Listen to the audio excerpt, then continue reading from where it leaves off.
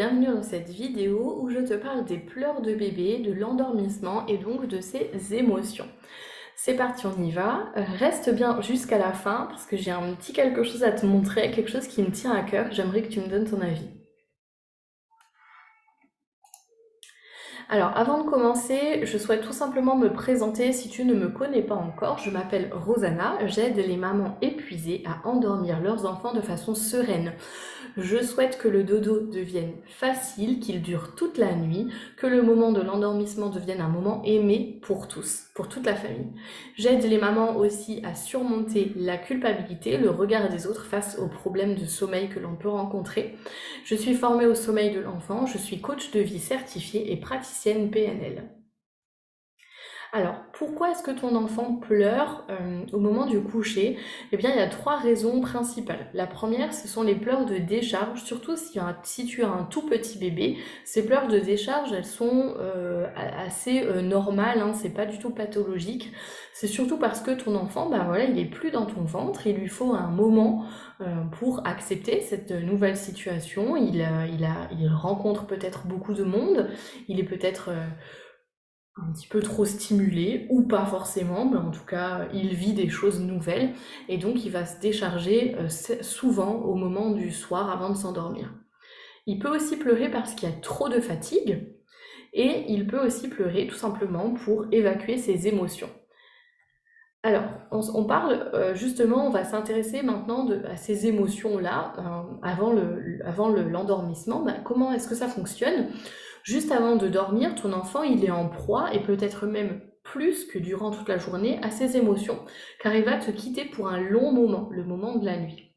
La chose donc la plus judicieuse à faire, c'est de l'accompagner dans ses pleurs et de pouvoir le laisser s'exprimer. Cela permet à bébé de se libérer du cortisol. Donc le cortisol, je le répète, c'est l'hormone du stress et de l'éveil, afin de laisser place à la mélatonine. La mélatonine, c'est ce qui nous permet de nous endormir puisque c'est l'hormone du sommeil. Donc les larmes, en fait, elles contiennent du cortisol chez l'enfant comme chez l'adulte. C'est-à-dire que lorsqu'on pleure, aussi bien enfant comme adulte, eh bien on est libéré en fait de ce fameux stress et donc ça laisse place à autre chose, à une hormone de plaisir, de laisser aller, de lâcher prise et à ce moment-là tout va mieux. Comme nous adultes, si on a subi un choc ou une grosse émotion, eh bien quand on pleure un bon coup, ensuite on est en proie à pouvoir se laisser aller au niveau musculaire aussi, donc voilà, ça fait du bien entre guillemets de pleurer. Laisser pleurer, je le rappelle, c'est quand même bien différent de accompagner les pleurs. Laisser pleurer, c'est-à-dire un enfant pleure seul dans une pièce. Euh, voilà, il pleure seul, il appelle, mais personne ne vient, donc il pleure tout seul. Accompagner les pleurs, c'est bien un bébé qui est dans les bras sécurisants d'un adulte, qui a la capacité d'entendre et de comprendre, qui est en accord avec l'expression des émotions de bébé. C'est un adulte là qui est émotionnellement disponible et qui est OK en fait avec cette façon de faire. Pour la petite histoire, je fais cette vidéo YouTube parce que justement, il n'y a pas si longtemps de ça, j'avais expliqué ça un petit peu en story Instagram. Ma fille, elle a fait une dette de sommeil assez importante parce qu'en fait, elle était en pleine acquisition de la marche et de quelques mots de langage, donc c'était super pour elle. Elle avait pas du tout, elle montrait pas du tout de signes de sommeil, jusqu'à ce qu'à un moment, j'ai dû, entre guillemets, alors j'aime pas trop ce terme, je crois que c'est pas le terme adapté, mais j'en trouve pas d'autre. Donc je vais te dire ça comme ça, mais j'ai dû la forcer entre guillemets au sommeil. C'est-à-dire que je l'ai prise près de moi, et je l'ai maintenue près de moi et je l'ai accompagnée dans ses pleurs. Parce que forcément, elle était frustrée de rester là, elle n'avait pas forcément envie de dormir, mais il fallait bien quand même qu'elle dorme. Donc l'astuce que j'ai trouvée à ce moment-là, c'est de pouvoir la libérer de ce stress qu'elle avait, parce qu'elle était tout le temps en mode éveil, et donc de pouvoir en fait la libérer de ça en la prenant contre moi. Alors je savais qu'à un moment elle allait pas se laisser faire parce qu'elle était frustrée, elle était en colère, elle voulait pas dormir. Donc elle s'est libérée de ce stress en fait en pleurant, ça a duré 10 minutes et ensuite elle a passé une bonne nuit complète. Et ça je pense que ça lui a fait du bien, donc pour la petite anecdote, si toi aussi tu as un enfant qui est en dette de sommeil, tu peux tester cet accompagnement aux pleurs. Alors, moi, je t'avouerai que quand j'étais seule maman de Marco et que j'avais beaucoup de mal, j'avais vraiment beaucoup de mal en fait à laisser pleurer. Enfin, j'appelais ça laisser pleurer. En fait, j'avais pas trop compris cette nuance. Et je me disais que pleurer, c'était forcément mal. Moi, je suis à fond dans l'éducation bienveillante, donc je laissais pas du tout pleurer en fait mon enfant. Je supportais pas de le laisser pleurer et je comprenais pas du tout cette nuance de laisser pleurer seul un enfant ou alors de accompagner dans les pleurs. Et ça, c'était finalement plutôt très bien. Donc, si toi aussi tu es dans cette même situation que je l'étais, à te dire oh là là, non, pleurer, ben en fait, c'est forcément mal, eh bien, je t'invite à remplacer tes pensées par d'autres qui vont te permettre de laisser ton enfant mieux s'exprimer. Par exemple, eh bien, vouloir faire taire mon enfant envoie finalement le mauvais message. Celui qui dit bah, refoule tes émotions, puisque moi, je ne peux pas les entendre, je peux pas entendre tes émotions, là, ça ne va pas. Donc ça envoie pas le bon message, tu vois.